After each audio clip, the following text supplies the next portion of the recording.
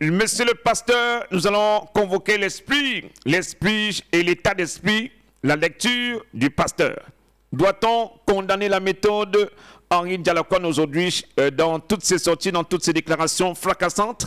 Mais là, on a quand même quelqu'un qui a été suspendu pour 10 ans des activités de foot et on ne nous dit pas pourquoi, parce qu'en réalité, le communiqué qui le suspend, ainsi de suite, n'est pas assez licite.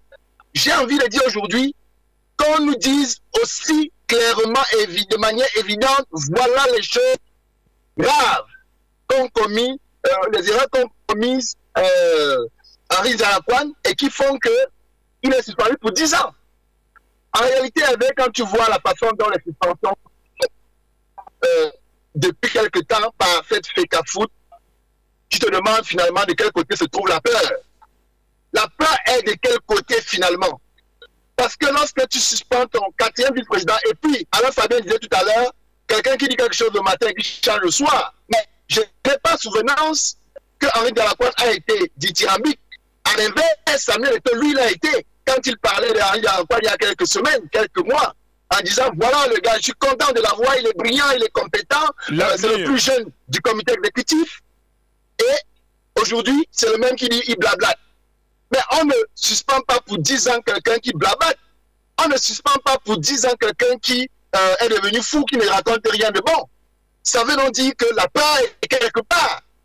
Et quand j'écoute, justement, et je vais revenir dessus parce que le professeur Kouvandor, que j'aime bien et que je respecte bien, elle est en train de tomber dans une bassesse qui me gêne, qui vraiment dérange, parce que j'ai l'impression que voilà des aînés qui connaissent très bien la réalité et qui sont en train d'accompagner Samuel Eto'o vers la chute.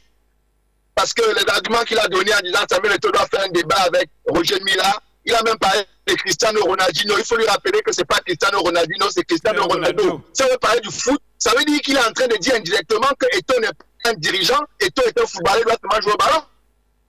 Non, je ne pense pas que les personnes comme le professeur Kouvandor sont bien placées ou bien sont en train d'aider Samuel. Et moi, ça me fait de la peine parce que je veux voir Samuel Eto'o réussir. Je suis Blaugrana aujourd'hui à cause de Samuel Eto'o. Je suis Blaugrana parce que je garde l'image du grand Samuel Eto'o, footballeur brillant et quelqu'un de très intelligent. Mais je crois que en ne lui disant pas rapidement la vérité et en le poussant à commettre des petites erreurs multiplicatives, on le met à la vindicte populaire.